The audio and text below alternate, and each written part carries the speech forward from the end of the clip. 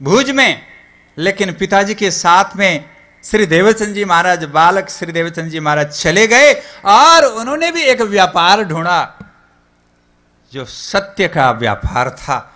और वहां जाकर के देखा, अरे ये तो मंदिरों का नगर है, संतों महापुरुषों का नगर है, यहां तो अवश्य मुझे फिर से आना पड़ेगा और ये सत्य के व्यापार को बढ़ाना पड़ेगा। तो श्री देवचंद जी महाराज करीब 16 वर्ष की अवस्था में कच्छ में आए। करीब 9 वर्ष तक वहां उन्होंने धर्म की खोज की, अनेक विद्वानों के पास गए, पंडितों के पास गए, संतों के पास गए, और मन में जिस वस्तु की अभिलाषा थी प्राप्त करने की, वो वस्तु अभी भी मिल नहीं रही थी। श्री हरिदास जी के साथ में उनका संपर्क हुआ, सत्संग हुआ, बड़े दिनों तक वहां रहे हरिदास जी के पास में। फिर भी कुछ उत्कंठा बाकी रहने के कारण आज हम 400 साल मना रहे हैं। आज से 400 वर्ष पूर्व इस धरा पर श्री 5 नौतनपुरी धाम जामनगर पर आए और 14 वर्ष तक, मैं तो कहता हूं वो तपस्या थी। कई बार विद्यार्थियों को जब पढ़ाई करते हैं, सामान्य पढ़ाई होती है और सामान्य नंबरों से जैसे तैसे पास होते हैं और कहते हैं आकर के, महाराज जी हमें कोई अच्छी नौकरी मिले, अच्छा काम मिले। लेकिन जब तक प्रारंभ से ही किसी बात पर निष्ठा न हो, दृढ़ता न हो, तो वो कार्य, वो अभिलाषा पूर्ण होना मुश्किल है। श्री देवचंद जी महाराज के अंदर की दृढ़ता, चाहे कितनी कठिनाइयां आई, वो श्रीमद् भागवत की कथा सुनने के लिए श्याम जी के मंदिर में जाया करते थे और श्री सदगुरु महाराज वहां कांजी भाई के यहां जाकर के अनेक तरह से एक एक भागवत के वचनों को सुन करके, केवल सुनना ही नहीं, उस पर मनन, उस पर चिंतन करते रहे। लेकिन आप सभी जानते हैं, पूर्व प्रवचनों में भी आपने सुना है, शुभ कार्य में व्यवधान बहुत आते हैं और व्यवधान ना आए ऐसा शुभ कार्य, बड़ा कार्य नहीं हो सकता। श्री देवचंद जी महाराज को बहुत उत्कृष्ट वस्तु प्राप्त करनी थी जो आज तक प्राप्त नहीं हुई थी। ऐसे में अनेक व्यवधान आए, नगरजनों ने रुकावटें डाली।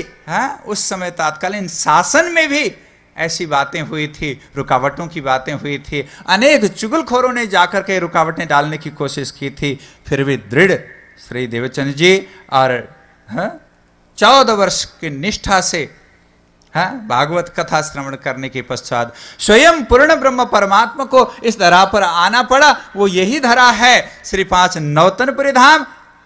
यहां आकर के 16 अक्षर श्री तारतम मंत्र प्रदान किया, जो आज हम सभी के हृदय पर है, हम सभी प्रणामियों के हृदय पर है। श्री कृष्ण प्रकट होकर के, पूर्ण ब्रह्म परमात्मा श्री कृष्ण प्रकट होकर के पूछते हैं, तू कौन, इत आई क्यों कर, कहां है तेरा वतन? अरे तुम कौन हो और यहां कैसे आना हुआ, और तुम्हारा असली घर कौन सा है? नार तू कौन कसम की दृढ़ कर कहो वचन। और अपनी आत्मा के स्वामी को पहचानते हो क्या? ये दृढ़ता से बोलो। और 5वां प्रश्न पूछा, तू जागत है या नींद में? क्या आप हम भी विचार करें, क्या हम जागृत हैं या निद्रा अवस्था में हैं? हम अपने आप को, स्वयं को पहचान सकते हैं? सज्जनों, श्री देवचंद जी महाराज को श्री कृष्ण ने, पूर्ण ब्रह्म परमात्मा ने प्रकट होकर के यही पूछा, तू कौन, इत आई क्यों कर, आप कौन हो, यहां कैसे आना हुआ?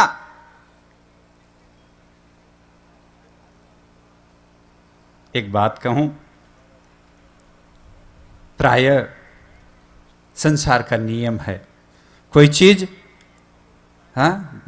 बनी है किसी वस्तु से, जैसे घड़ा बना है मिट्टी से, तो घड़े के अंदर मिट्टी का गुण आ जाता है। गहना बना है सोने से, तो सोने का गुण गहने के अंदर आ जाता है। ऐसे ही उनके अंदर कारण का गुण कार्य में आ जाता है, इसी तरह से मनुष्य ही नहीं, प्राणी मात्र इस संसार में सुख की चाहना करते हैं, आनंद मिले, सुख मिले। ये क्यों ऐसा है?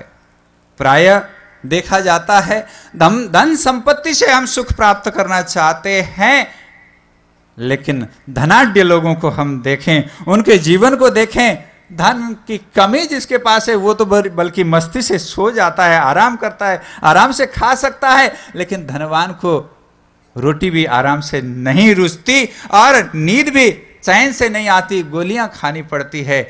यदि धन संपत्ति से सुख होता तो धनाढ्य लोग बड़े सुखी होते।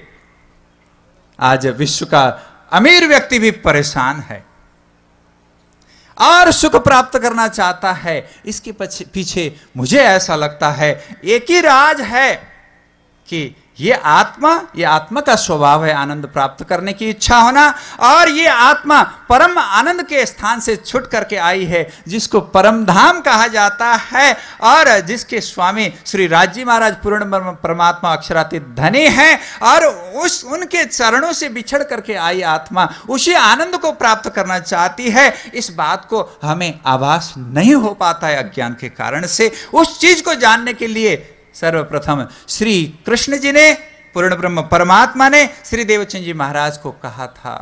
बस श्री देवचंद जी ने एक ही उत्तर दिया, बस मैं इतना जानता हूं, जिनकी खोजी में मैंने आज 40 वर्ष व्यतीत किए, वो आप हैं मेरे आत्मा के धनी, बस मुझे इतना ही पता है।